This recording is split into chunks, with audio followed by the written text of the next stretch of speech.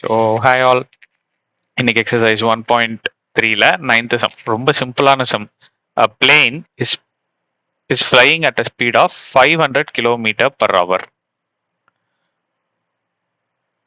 Speed kilometre per ஹவர்னு கொடுத்துருந்தாலே அதை நான் ஸ்பீட் அப்படின்னு எடுத்துக்க சொல்லியிருக்கேன். அல்ஜிப்ரால லாஸ்ட் எம்சிக்யூக்கு அப்புறம் யூனிட் 3ன்னு ஒன்று இருக்கும். அதில் வந்து போர்ட் சம் பார்த்துருப்போம். அந்த போர்ட் சம்ல நான் இதை சொல்லியிருப்பேன். போய் பாருங்க, அல்ஜிப்ரா சீரீஸ்னு ஒன்றில் போட்டிருப்பேன். அல்ஜிப்ரா சீரீஸ்ல யூனிட் 3 அப்படின்னு சொல்லி ஒரு 10-12 சம் டீல் பண்ணியிருப்போம்னு நினைக்கிறேன். அதை போய் பாருங்க, சரியா? ஸோ இல்லைனாலும் இது அப்படியே பாருங்க, ஒன்றும் பிரச்சனை இல்லை. Speed is equal to 500 km per hour. Express the distance D. Express the distance D. Distance என்னன்னு வச்சு சொல்லியிருக்காங்க, D by the plane as a function of t. function of t in hours. Time என்ன? t. இது ஒண்ணுமே இல்லப்பா, formula நமக்கு தெரியும். Formula என்ன? Speed is equal to distance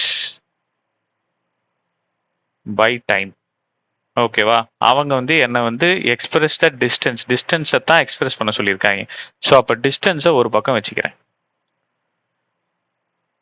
இந்த டைம் டிவிஷன்ல இருக்கு, ஈக்குவல் டுக்கு அந்த பக்கம் போச்சு அப்படின்ட்டுனா மல்டிப்ளிகேஷன்ல போகுமா? ஸோ இதை எப்படி எழுதிக்கலாம்? D is equal to 500 into D.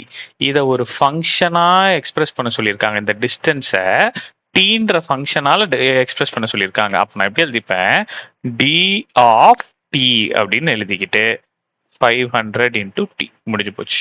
இந்த டிஸ்டன்ஸை ஃபங்க்ஷன் டீயால டிஃபரன்ஷியேட் பண்ண சொல்லியிருக்காங்க. ஓகே, சாரி, எக்ஸ்பிரஸ் பண்ண சொல்லியிருக்காங்க. So T of T is equal to 500 T. அவ்வளோதான். Okay, that's all. Thank you. Tension பார்ப்போம்.